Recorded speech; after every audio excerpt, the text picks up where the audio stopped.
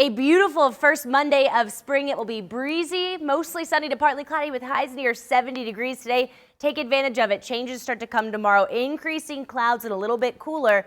But our rain chances are really going to increase in the second half of the week. Scattered showers Wednesday. We could see some storms Thursday night into Friday, and then the rain stays unsettled into the weekend. Overall, 4 to 6 inches of rain to our west. We could tap into some of that. Isolated flash flooding is likely by the end of the week.